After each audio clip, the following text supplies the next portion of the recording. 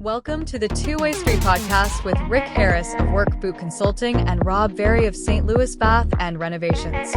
Our aim is to bridge the gap between contractors and consumers. Remember, communication is always a two-way street. Welcome to the Two-Way Street podcast. I'm Rick Harris of Work Boot Consulting. Easy for me to say. Welcome to my good friend Robert Berry, and we have a guest.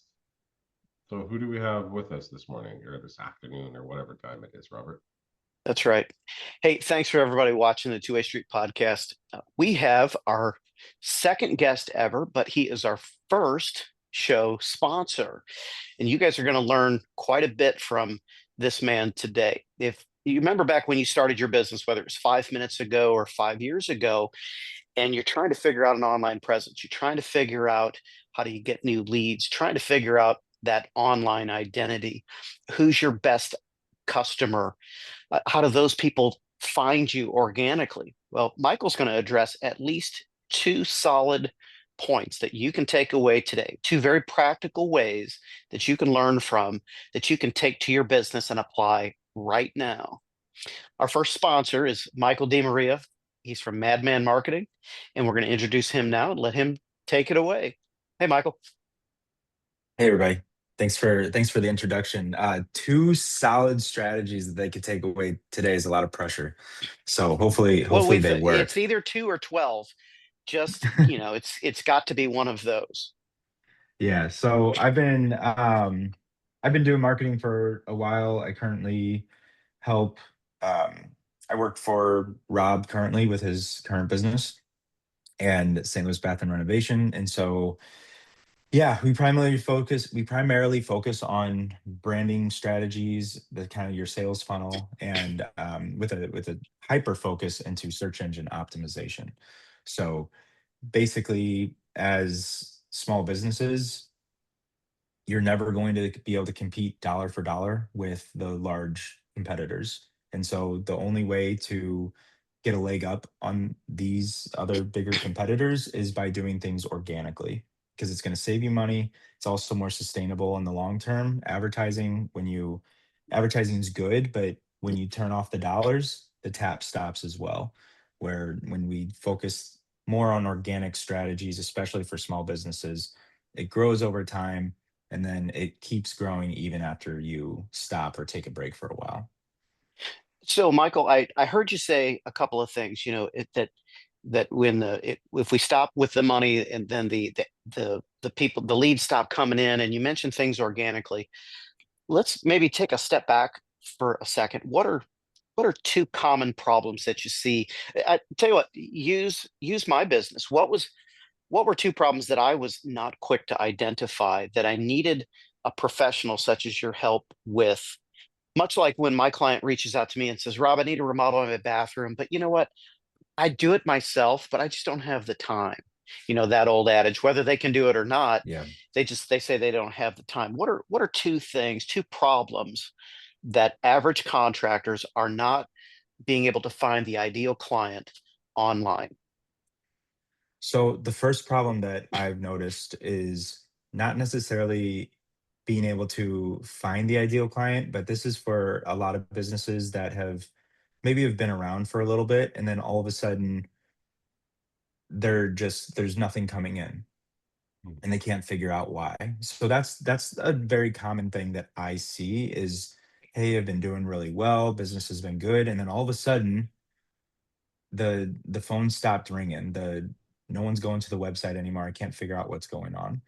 And so identifying that, and a lot of times what ends up happening is you see that they made a simple change that they never just updated their users on. They made a simple change with the website, there they changed the domain address, things like that there's things that you have to do, especially when you're updating your website or you're trying to do like a brand refresh. There's things that you have to do to make sure that Google, the search engines know that this is happening so they don't think it's a brand new website. There's things that you kind of have to let your customers or potential customers know so they know where to find you. I mean, you've been spending money on branding and social media and everything, and then all of a sudden you just switch routes, and you're wondering, where did everything go? It's like, if, my name's Michael, it's like if tomorrow I start calling myself John, well, when one of you reference me, hey, do you guys know this Michael guy? And the new people, they're saying, no, we know John, we don't know Michael. And all of a sudden you can't find me anymore. And then that's kind of how you have to think of it Mhm. that way. The second thing that I see a lot of times is basically lighting money on fire within their business. And this Wait a minute, has that's so much fun. Boom. it's Exactly. it's Ugh. not like they're just spending money all over the place on frivolous things. It's no, they're really effective in getting people in, and they're paying for people to come in. They're either through advertising, or they're paying a marketing team, making great content, but then they aren't working with and nurturing these leads well enough. And so you're bringing in, you know, hundreds of new leads a month, and you're maybe only closing a handful of them, even though all of them came to see you because a couple things, they just dropped off your radar and you forgot about them, or you missed them because, a lot of contractors, they're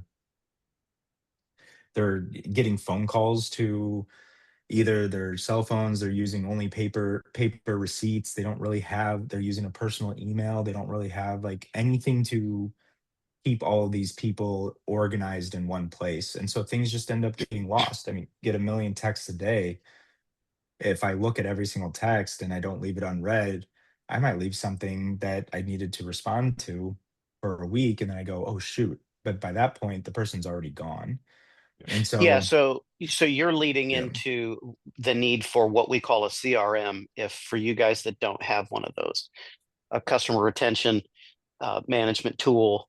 I think that's exactly what it stands for. There's probably 15 yeah, different names for it, but a CRM, something, a system that you can manage your customers that reach out to you.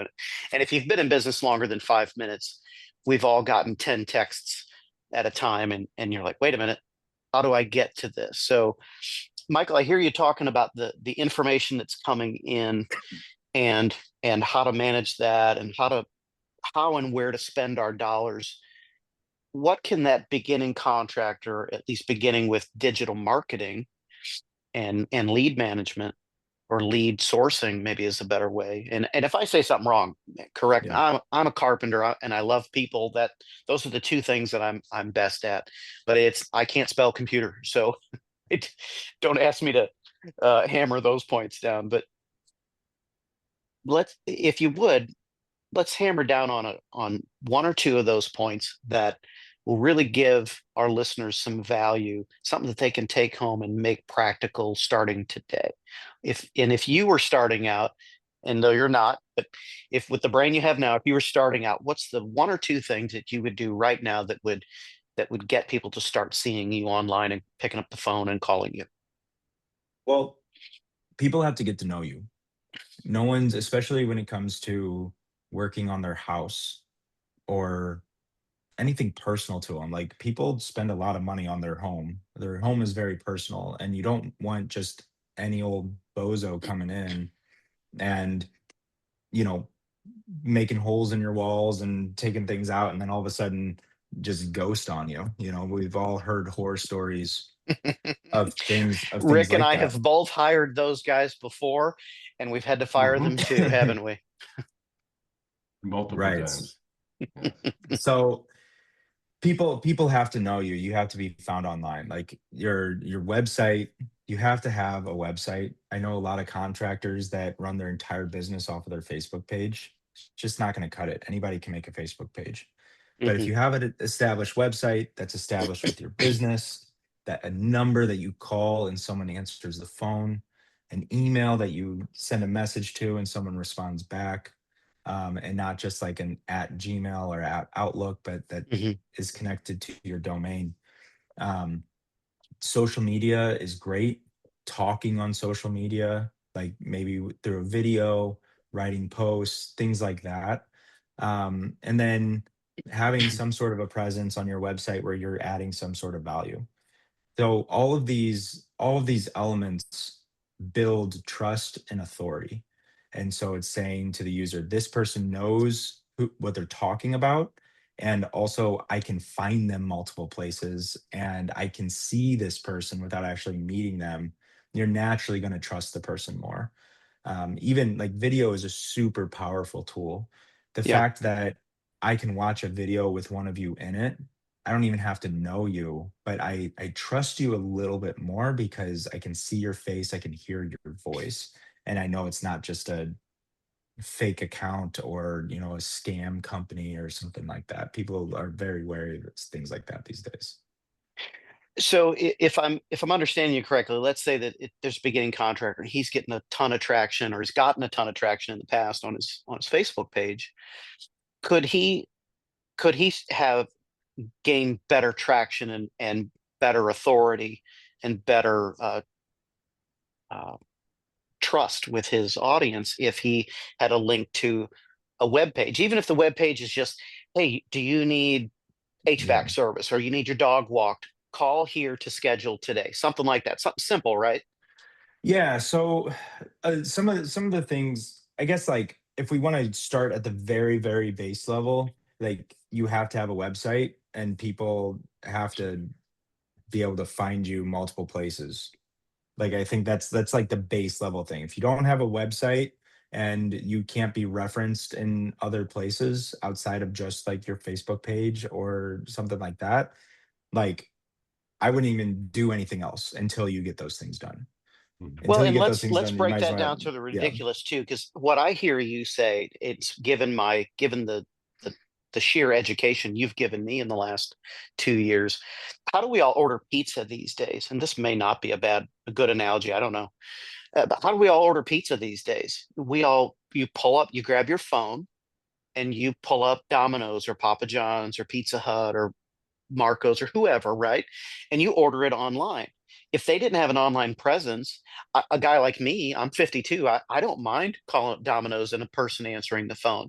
But if you're a Gen Zer or you're a young business owner, or rather you're say 30 years old and you're searching for somebody to walk your dog because you're a young professional, you're gonna you're gonna search for somebody that has a web presence because you don't you got to search for something. You're not just, unless you have a couple of neighbors that have the same service. You're going to need to go outside of your own uh, bubble, right? Your own circle of Right. It's a influence, it's a web presence or some like a physical location works in right? that instance, but Right. you wouldn't be walking down the street and some random guy comes up and hands you a card that says pizza place with a number on it. And then you go, Unless you're in "Oh, I should," Vegas. right. And then you say, I'm gonna order pizza from this place. And I think that's a proper comparison because there's a lot of what's going on right now, and it's rampant, is there's just you make a business card and you go, I do this service. And thank you for that. I don't know you. I can't find anything about you. I don't see anything about what people are saying about you. So chances are I'm probably not going to call you, unfortunately, unless someone else says, "Oh no, I know this guy. He's great." So it's hard. It's there's a lot of steps, but and especially in the digital age, people have to adapt. And there's just so many people doing the right thing that the people that are not making those efforts will slowly start to go downhill in their business. Rick, with your business coaching background, what do you think? How do you filter what Michael's telling us today and telling our average listener about how to get started? Does this make sense, or should we be translating this in a different way? You know, to me, my interpretation is marketing is it's it's fishing part of the time, it's hunting part of the time. You know, if it's fishing, more lines in the water, the better the bait, the better you are. With hunting, the better, same type of thing. The better the better the bait, the better the you're going to capture things. But Sometimes the better the scope and the better the aim, the better the haul. Yeah, I mean, it's just, you hear a million different things out there. You now hear that AI has now become the new search engine. You hear that you should be on every single platform out there. And to a new business owner, that gets overwhelming. And you're hearing a lot of, oh, Gary Vee says this, and this guy Hmm. says this, and everybody's got their own opinion. I think in the beginning, you just need the basics. The Hmm. basics are website. Stop using Gmail. Stop using a Gmail account.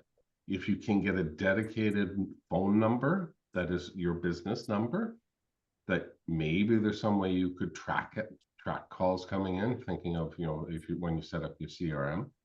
Yeah. And And everybody, you can get that through, you can get a separate Google phone number, just so that you know, and look that up with what Rick just talked about. You can get a separate Google phone number. But go ahead, Rick. yeah, website, proper email address, contact, look professional, and get seen, get visible. Google My Business is now Google Business Profile, but get one set up. It used to be so easy Yep. to get a Google Business Profile years ago. That's why when I had a business, we had like a million locations because they sent postcards out to, post boxes. But get it set up, get it verified, and get on there, and then just go. And it doesn't have to become a part-time job, but just once in a while, put stuff in there. A little bit of this, a little bit of update. You don't have to post every single day, because I see new contractors is like, when the hell do you get work done? You're doing Yeah. reels and this and all the other stuff. But I in the beginning, just you got to get some momentum and get started. And What I hear you two talking about, and again, correct me if I'm wrong. What I hear you two talking about is trust. I hear you guys yeah, talking about you've got to have an online presence so people know you. But why? Well, because if they don't like you, or if they're not searching specifically out for your content, if they're just finding you organically, and if they don't know you, they're not going to trust you. So that's what I'm hearing you two guys say in different oh yeah, languages. 100%. And I've become a little bit jaded when it comes to reviews, simply because I'm not all reviews, but I am very, at one point, used to, Google wiped this out. The company that had like 1,000 5-star reviews. Well, I'm sorry, that's not possible to have 1,000 5-star reviews. You're not going to keep everybody happy. You have to have some kind of credibility, and reviews is one of them. Get the reviews in there, and get them up there. The more they see, the more legitimate you are, the more credible you are.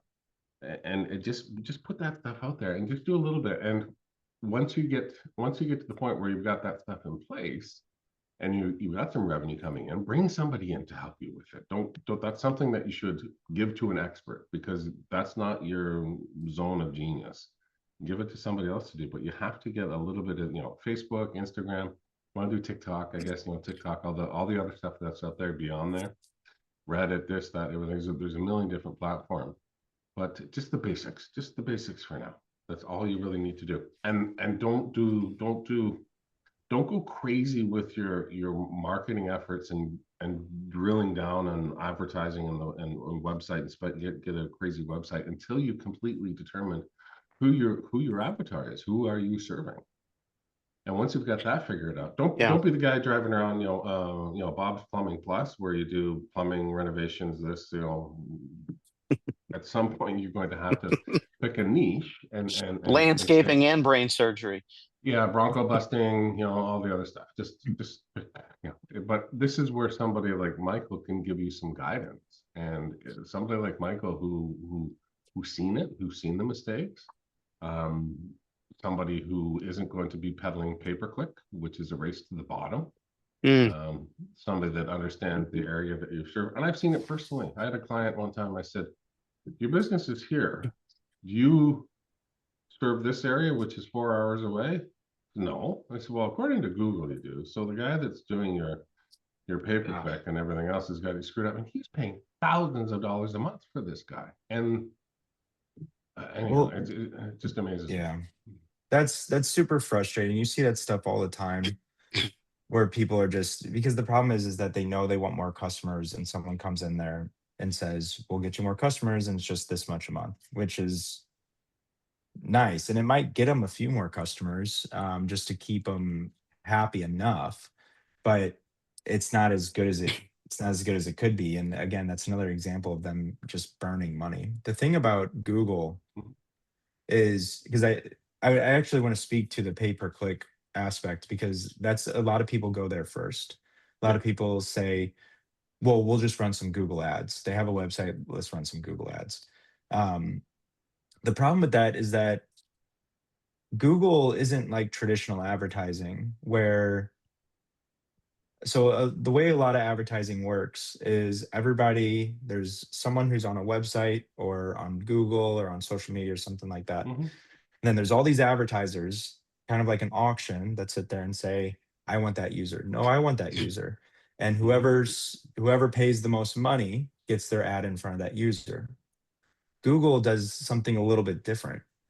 You could pay a bunch of money to get in front of certain users. But what Google likes to say is they like to show the most credible person, even in ads. And so if your SEO, which is the organic side, if your search engine optimization, if your website is really good, then you actually spend less for that ad, for that user to show up number one. So let's say Rob, his SEO is really, really good. The person who did it, I think, is really good at his job. And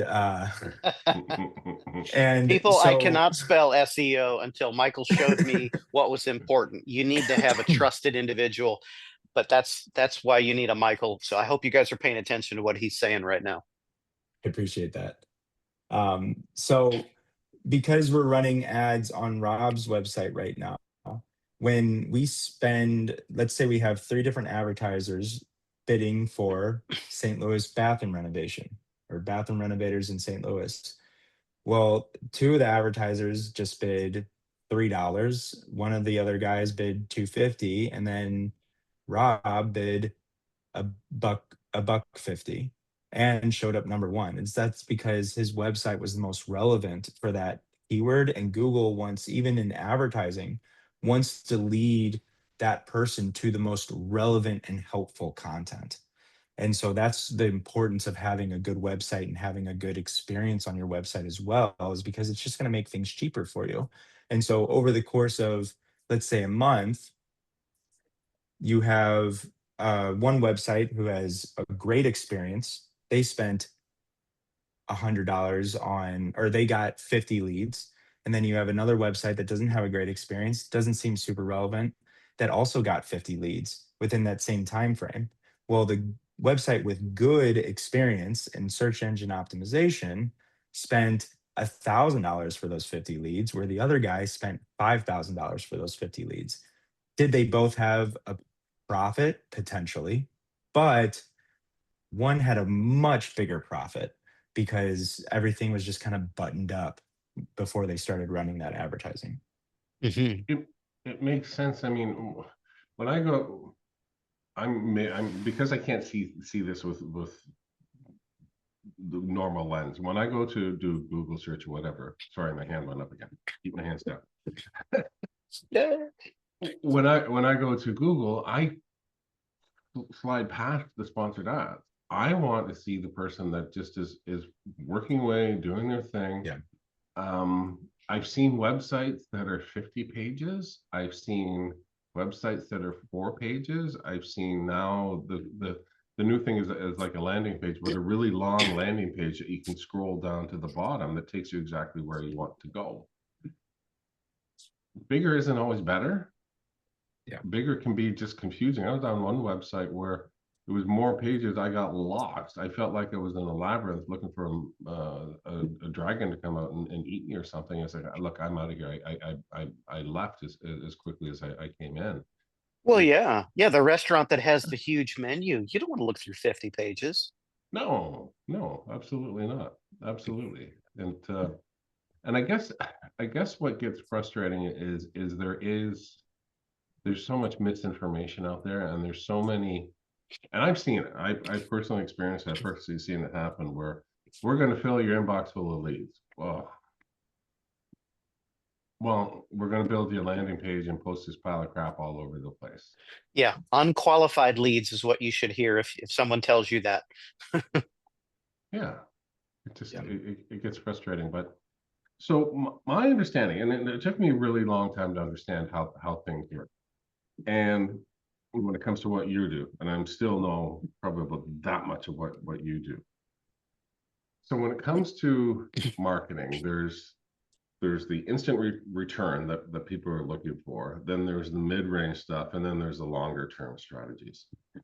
Everybody comes in and they want the immediate results with SEO. Yeah. Is that gonna yield instant results? Nope. No, unfortunately it won't.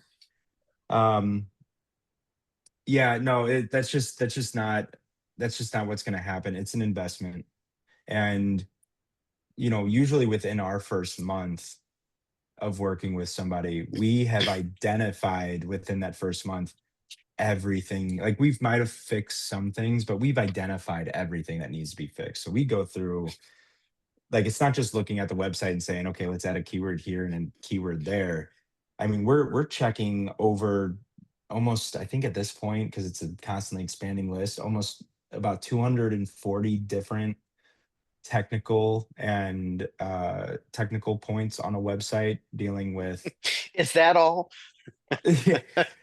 dealing with your content, your user experience, like tracking, like how we're able to see how users are going into the site. Like, is the site working well? How is the site being read by Google? So like we're doing all of that stuff, and that takes a while, unfortunately. But if you don't put in that legwork, then you're just jumping into a site and you're just kind of going blind. Like, Mhm. yeah, we could post some blogs, or we could add some keywords here and there, like a Well, lot of people do. But the problem is that it's just not going to move the needle. no, Mhm. absolutely. It's equivalent to a client calling you and saying, "I had a contractor in here, I fired him. Can you come fix up what he did built?" No, thanks. I'm good. I'll take a pass on that. So it's interesting too. As you're talking, equally as bad as pay per click. I think pay per click is bad. There's a space for it. Is those websites where you go put your name in there, they'll get you leads, you bid on them, you fire them up. Yeah. Bark, Angie's List, all the other stuff that comes along with it. Have you ever read the agreement, the Angie's List agreement? It I've is never read it personally. I do have issues with sites like that, but I'll save that for after well, you they say don't. your piece. They're not a lead gen place. It says it right away. All of the intellectual property, including the reviews, belong to Angie's List. They are Yeah. not your reviews. And if you take a review from Angie's List and put it on your website or your social media, they can fine you upwards of $10,000 Yeah. per thing. So Because you're pulling I revenue from them. exactly.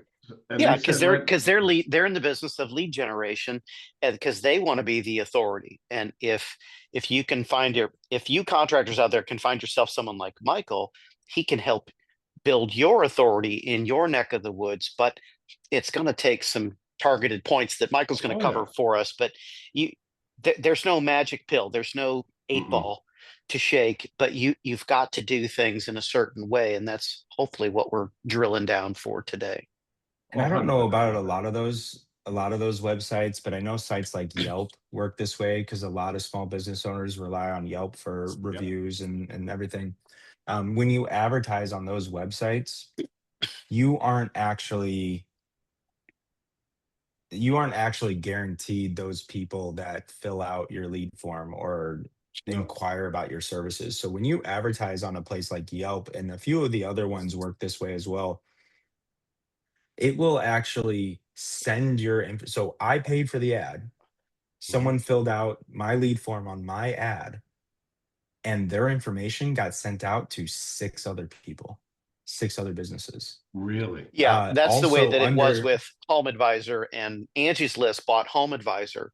So if any Yeah. of you contractors, if Angie's List reaches out to you and says, "Hey, do you want to be part of our whatever their current pitch is, it's buying leads." So there's my Yeah. marketing company, and then there's another marketing company here in St. Louis. We've talked about this a lot because we do some work together, and we were both. So they were a Yelp partner. I was also a Yelp partner for a while, and we both stopped because of this, because it was just we would test things out, and I couldn't believe what I was selling because they would get marketing companies to partner with them, and then you get discounts on average. So basically, you get discounts on advertising, you get kickbacks when people Yeah. advertise. Yeah. Um, and we completely stopped doing it because we just couldn't believe, wait, we got all these leads in, but we didn't get any business. Well, when we see the actual process that's happening, it's like, I have a contracting business. Why did you send my lead that I paid for's information out to 6 other contractors that now have the opportunity? It starts a direct message with them. It's not like they just said, "Hey, here's Oh, a fresh lead." It starts a direct message, and they with them like you reached out to them personally. oh Mm. my gosh. Hmm. It's horrible.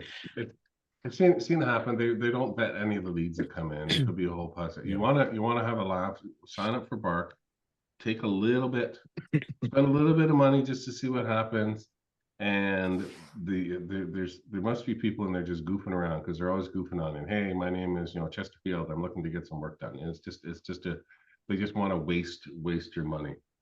So it's interesting. So most contractors, what I've seen, when they come to a marketer, they're desperate.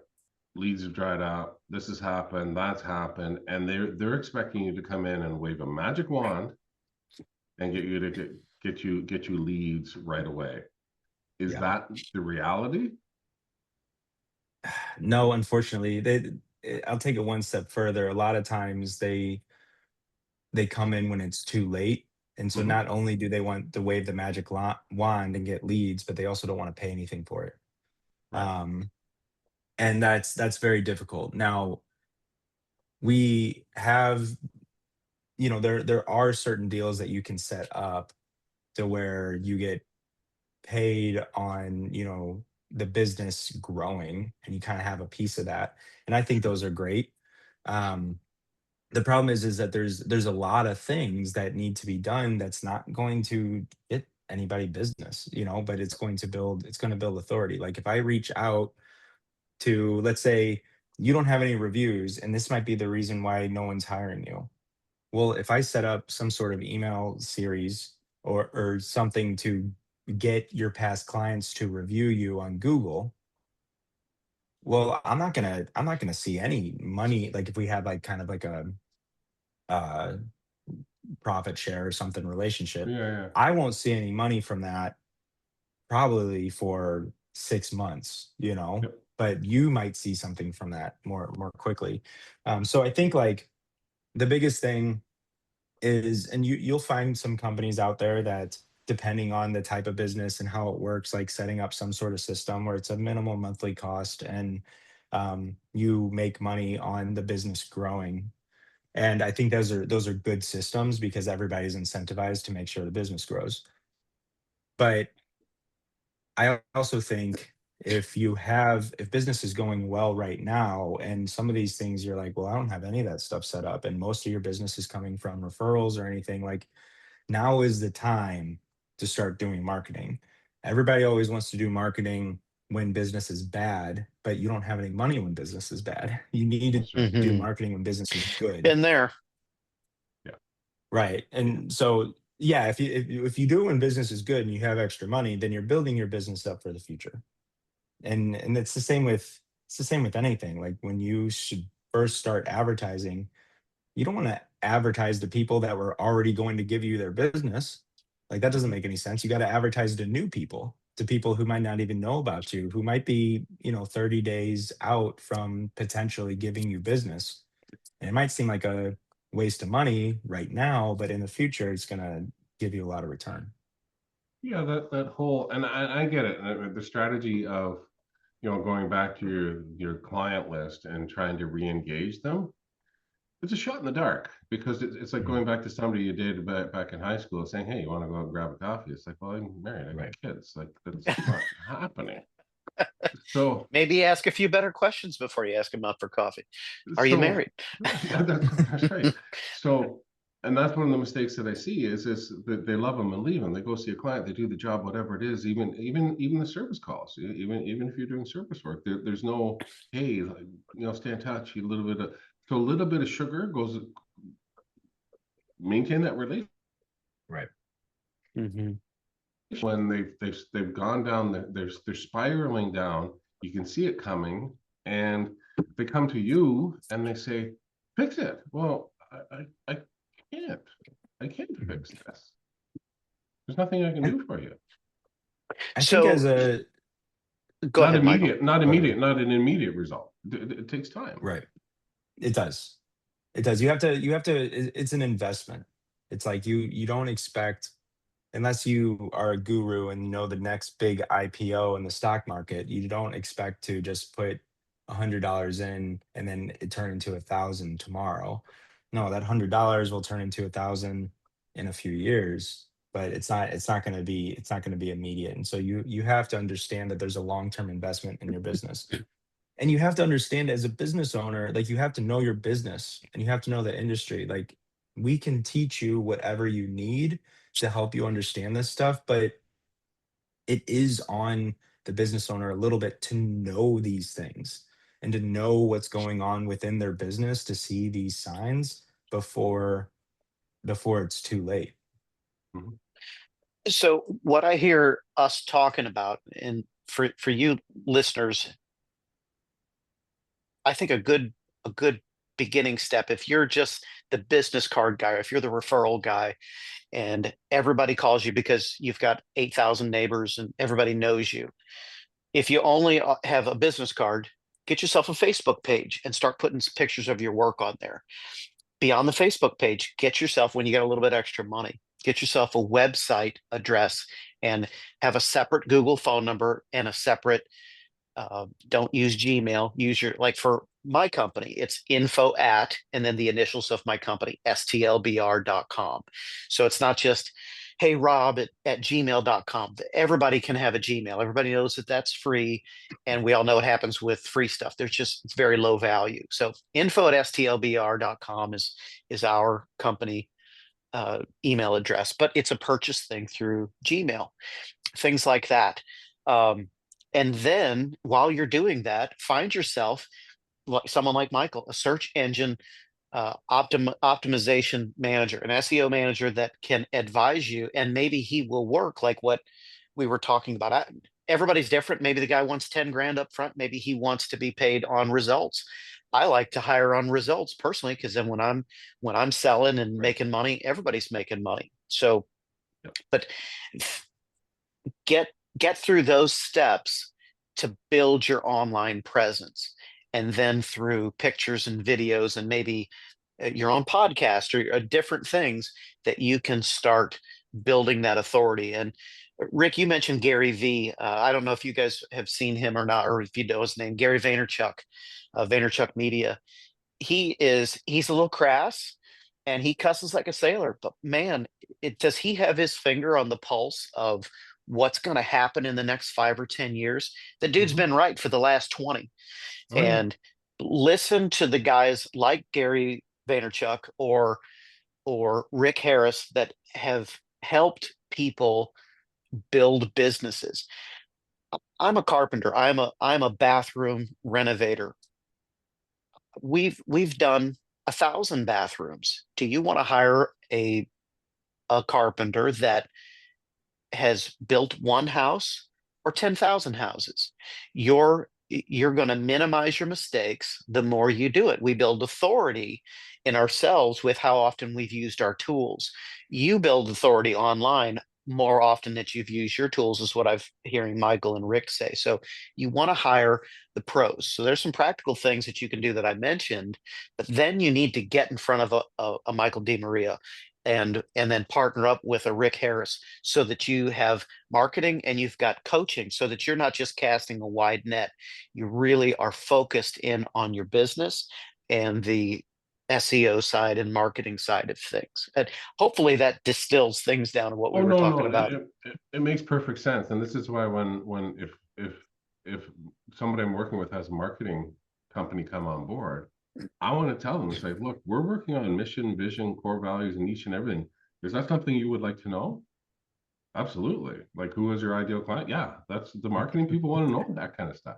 Yeah, It's Mhm. not just who you're 100%. looking for. I want anybody that needs anything done in their home. Okay, No, that's you can't do Hey, you can't do that. If you serve the the saying is, if you serve everybody, you serve nobody. yeah. Like, you have to know exactly who you're looking for. And that also speaks to your brand. Yeah. If you don't if you don't have a brand, like if you don't have a we do this because of this, then you just have a commodity. And I think that's the big takeaway from a lot of that. Michael, but tell everybody why you guys just shifted, because I had distilled down what's going to help your business. Then you both shifted right to what we call avatar. I I want to focus the people that maybe glossed over that right there. I want you guys to tell us why the avatar is so important. I will, but before we get to that, I want Michael to explain, because I know he'll do a better job than I do. Is if you're hiring somebody like Michael, or if you're hiring somebody like me, or if you're hiring a professional to help you with your books, they need to work as a team, as a cohesive unit to move your business further along. You can't have your marketing guy working over here doing one thing, your fractional business consultant doing something else, and your financial advisor doing something else. They all need to be working together. So you can play around with budgets, forecasting, this, that, and everything else. But yeah, so make sure if you're bringing somebody on board, that they all work together. Chances are you're talking to somebody like Michael. He knows somebody like me that he aligns with. I'm talking to a client, I know somebody like Michael that I would align with, that I could bring into the fold. So yeah, explain if you wouldn't mind, Michael, avatar and that sort of thing. Yeah, so the way this is just the way people think is there's a lot of people out there that need a particular product or service, but for a particular reason. Um, and they also want experts in a particular field. It's like the best example is doctors. There's general practitioners, which I would compare to your kind of general contractors. They just kind of take care of everything. But and they might know some things better than others, and there might be some things that they're like, I might need to ask someone on that. But you wouldn't force your general contractor to do plumbing or electrical if they aren't that great in it, especially on your house. But you have people with all sorts of specialties, because when you have a special problem, you need a special person. And I think being able to niche down that way is there's a lot of bigger companies out there that they can do everything, and they probably have different elements within those companies that are very specific. They have a specific specialist on plumbing, they have a specific specialist on electrical, and they can do whatever because they have a bunch of money, and that's how they grew to be that big in the first place. But the way businesses grow, they grow in stages. They You need to niche down, so you have to say, I want people who want new bathrooms, but they don't want to clean on the weekends. So we do no grout solutions. I don't know if you guys have heard of that business. Mhm. But so Where have I heard of that? yeah, so I think that's super important, because basically you're just saying, hey, we don't want everybody within bathrooms, and everybody that wants a new bathroom isn't always looking for anybody that can do bathrooms. And people think, well, if I niche down too much, I'm going to potentially get rid of opportunities. And it's something that I haven't really been able to explain super well. It's just the way the human mind thinks is they want a specialist. They want the best in their field to be doing the work for them. And if you're someone that says I can do everything for anybody, there's nothing that's making you stand out over anybody else. And so I think that's why it's important. I don't know if I explained that super well. No, I no, I no. I, I But think you did. Good. We as consumers, we understand perfectly when we're searching for something, don't we? But as a business owner, we're like, well, why doesn't everybody love me? Right? There's the problem. It's diametrically opposed. We know if we want a hamburger, we don't call the pizza place. We're going to be very specific on what we want. We probably have a pretty good idea of which hamburger we want. We're not going to be like, well, maybe the pizza guy can make me a hamburger today. No, you wouldn't do that. You don't call the electrician for a plumbing leak. And so you, as the business owner, your SEO guy needs to know your ideal client, because Google they got over 5,000 points of interest on each one of us, that they know your age, your interest, your this, your that. That's how they're able to send you, the business owner, the ideal client, and help you get found through advertising, through your Facebook page, through your website, all these things that we're talking about. This is the duct tape, is your avatar and how they find you. Absolutely. And from a business perspective, if you read the email, you pick a lane and you stay in that lane. So if you're looking to be a carpenter, and then you do Say that, fences, Rick, say that book again. Maybe not everybody picked up on that. the E-Myth by Michael Gerber, specifically the E-Myth for Contractors by Michael Gerber. So if you're a carpenter and you do decks, you do fences, you do roofing, you do gazebos, you do all of this kind of stuff, how much equipment and how big of a trailer, or how many trailers or trucks do you need? Where you say, I do fencing. What do you need? What equipment do you need to do fencing? A whole lot less than you do if you're doing everything. So from a business perspective, once you figure out what your niche is, who are my clients? Where do they live? How old are they? What do they think? What are their buying habits? And that's where somebody like Michael can help you drill down on that and go get them. Because you can come in a whole lot cheaper than the guy, because that's all you do. You come in better, you come in cheaper or the same price, but you're making more money because that's all you do. That's my specialty. Specifically, why is this person why does this person need my product or service? Yeah. And it's even more important in being able to establish that than necessarily who they are too, because we can, why does someone go, sorry, Rob, I keep using your business as an example. It's just because it's top of mind. Why does someone choose grout versus no grout when doing that? Why do they choose tile versus solid giant pieces of stone? It's because they don't want to clean the bath. No one likes cleaning the bathroom. So if you hate cleaning your bathroom, then go with this person. If you don't mind cleaning your bathroom, then you can do whatever you want. So I think it's super important. And like the thing is that like maybe a single stay-at-home mom whose kids moved out of the house might not mind cleaning the bathroom every once in a while, but two working parents that have kids that are young and school age, like probably the last thing they want to do is clean their bathroom on the weekend among everything else. So it's basically the same person, but different reasons why they might be getting a bathroom renovation. Mm-hmm. Yeah. 100%. All amazing. All great points. Yeah. Tons of information. And this is where, for somebody trying to figure things out, Rob, you summed it up perfectly. Start with the basics and work your way through it. It gets frustrating to see. I've been taken advantage of by marketing people over my years as a contractor. Last time I think it was like $5,000 for a report. Thanks. That's awesome.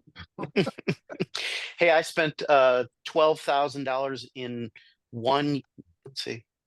Yeah, I spent 12 grand in 1 year that got me 8 leads, I think. And if those were all $50,000 jobs, that would be all right. That's still more than what I want to spend, but man, that doesn't work. So if you've been in business for longer than 5 or 10 years, you've probably paid for some leads that vanished into thin air, or that just they were Right. not your ideal client, which is what we've been talking about, is how to attract that ideal client. Well, as a Yeah. business owner, information is a commodity these days. It doesn't take, like, maybe, even 10, even 5 years ago, there's certain information that if you didn't know it or had prior experience or even knew how to search for it, you would just never know. So, especially when you're being reached out to it for people like looking to do lead generation or some sort of marketing service specifically.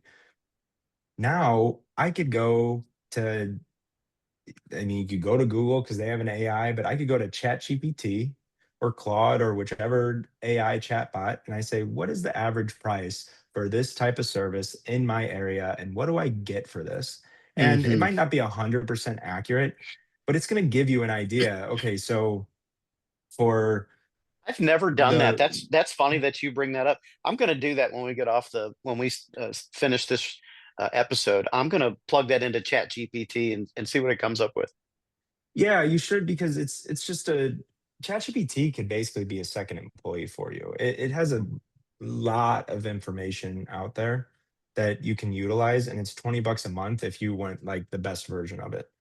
So yeah, I just think like you can look up that information, see, oh, this they're actually way overcharging for that. Now I need to ask more questions. Or say, they're way undercharging for this. Maybe I need to ask more questions, but a different set of questions. Like, do you have any experience, or, you know, why are you charging me so little? Because a lot of scams I see, they're charging very, very little because they aren't doing much. And Hmm. so Yep. that's yeah, the information's out there, and it's easier than ever to find it out. 100%. Rick, as we get ready to wrap up here, walk us through your version of what you think that the uh, that our listeners can benefit from or should take away from this. And also, as a reminder for our listeners, at the end of this on YouTube, there we've got an AI bot that puts notes at the on that gives a nice little summary on there. So if you're not a note taker, you'll still be able to take advantage of what we said here on the podcast. It'll be on that summary on YouTube. Well, I mean, the first of all is look professional, build your reputation. God bless him. I met a young guy yesterday, just started up a business. He's been in business. He's been doing what he's doing for a while, but just has opened up his own business. Gmail, at gmail.com. And God bless him, but he just doesn't know any better. And just do the basics. Just really, Google business profile, get a legit domain. Go buy one. Namecheap is pretty good. There's lots of places you go buy one, buy a domain fairly inexpensive. It doesn't have to be a .com, in my opinion. Get some information, like you said, Rob, follow Gary Vee, listen to what he has to say. But for God's sakes, just pick a few strategies and just go implement them. You can't do everything. You can't, but just pick the ones that make sense. Profile, and then when you get some money coming in, and when you get busy, then is the time to go talk to a guy like Michael. How do I keep this party going? What do I need to do? Yeah. Yeah, and for you business owners that you're thinking now the light bulb went off. Hey, I want to hire a marketing guy like Michael. Think of it like taking care of a garden, but the garden hasn't been tilled yet. You haven't weeded it yet. You haven't planted, you haven't watered, you haven't done anything. You're certainly not ready for harvest. So this is going to be a 2 to 6 month procedure. And that's not to depress you, that's to plan. We've got the fall coming up, or it's the beginning of fall right now. And this is the time that we're harvesting what we did in the springtime. As a contractor, that. You should know that if you're in any kind of the building trades, you should know from start to finish. Rarely from the time when someone raises their hand are you able to finish that job and get it done in a week's time. And if you are, and that's your avatar, it's uh, that's a different kind of business model than what we're necessarily talking about. There's definitely some hand to mouth things out there, but plan for the long term so that you can reap in the long term is all I'm saying, and hopefully that is clear and the point's coming across. Makes sense. Yeah. Okay. So Michael, if somebody's listening and they want to get a hold of you, what's the easiest way to do that, or the simplest way? Yeah. Okay. So we got a couple things. You can go to our website, which is madmanmarketing.io. You can go there. You can find a lot of really good information there. We have currently right now, we're doing a couple things. We're doing a revenue leak strategy for anybody who reaches out, which is basically we're going to make you a report that analyzes your business, the area that it's in, and basically gives like, here's the reason why you might be leaking revenue. And here's a couple ways that you might be able to fix it. And Right. so we'll kind of give all that information. We're giving that away for free. We do it for everybody. And then with that, we also have a revenue projection report if you decide to go an extra step with us, where we can hopefully project like potential revenue that you could see over the next certain period of time by implementing certain strategies, whether it's with us or someone else. We've done some reports for people where we've said there's not going to be a positive ROI, so maybe don't do that. But you can find that on our website. My YouTube has a lot of really good information. A couple podcasts, the Business Lane podcast, Tailored Marketer podcast, as well as a lot of really good marketing content that just kind of explains marketing and just explains some of these concepts that you can just scroll through and watch them all. Most of those videos are very, very short. The podcasts are a little bit longer. That's at Michael Anthony DiMaria on YouTube, so you could find me there. And then you could also follow me on Instagram at Michael is not available, where you can see some of that content as well, if that's your platform of choice. Michael, and I appreciate you running through all that.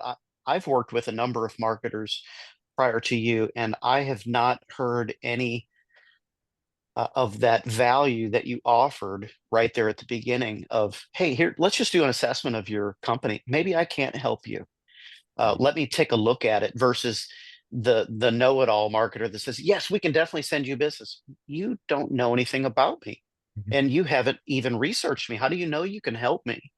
And I personally use that approach with customers that reach out, because a lot of customers, they give a sales resistance right off the bat. I can help most of them, but I tell them, hey, listen, Mrs. Smith, thanks for reaching out.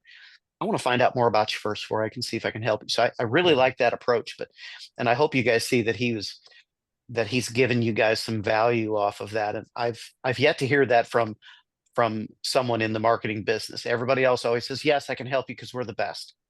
I hope you guys heard what he's saying there. He's going to give you guys some value right off the bat. And I can tell you that his value goes well beyond the things that he does for my business. He's helped turn our business around. So if you don't have a guy yet, you would do well worse than to reach out to Michael and see what he can do for your business. At least have him assess the business and see what they can do for you. Yeah, I appreciate that. Yeah, the whole point is, when I reach out to somebody, or when you reach out to somebody, you're taking their time. And when I'm a marketing company and I have someone, or even me personally, reach out to a business because I'm trying to sell them business, thank you for taking my call, or thank you for answering my message. Here's something in return. And so that's kind of the point, is like, I'm taking your time, so at least I can provide you something for hearing me out, where a lot of people just would say no. No, that's sowing and reaping right there. That garden analogy we just used a little bit ago. You're honoring someone else's time, and I think if to add that to your business repertoire for anybody listening, that also helps you filter your clients. Find out if you can help them. Assume you can help them up here, but assume that you can't right up front. That's going to help you filter the clients. And if you're one day in business, you don't know what I'm talking about. But if you're 15 years in business, you know that people will waste your time and they won't care and they won't think twice about that. Filter your clients. Know you can help them, but assume that you can't. and then move forward. And I really like how you put that, Michael. Rick, why don't you, what'd you hear Michael say there? And why don't you take us out? Uh, he gives a ton of value, and not everybody is going to be his client, and that's a good thing. You know, very, very honorable, very very trustworthy. Yeah, I like that. Not automatically saying, yeah, we can help you. I don't know. I got to know more about your business before I can say I can help you. Michael, I appreciate you hopping on. Nice to see you, Robert. Always great to chat with you. Appreciate everything that you guys do. So this is the Two-Way Street podcast, and we will catch you on the next one. Robert from St. Louis Bath and Renovation, Rick from Workbook Consulting, and Michael from madmanmarketing.io. Our first sponsor. That's right. Appreciate you guys. Okay, talk soon. To learn more about Rick, go to his website, workbootconsulting.com. And to learn more about Rob, go to his website, sdlbr.com. Until next time, work on bridging that gap. Remember, it's always a two-way street.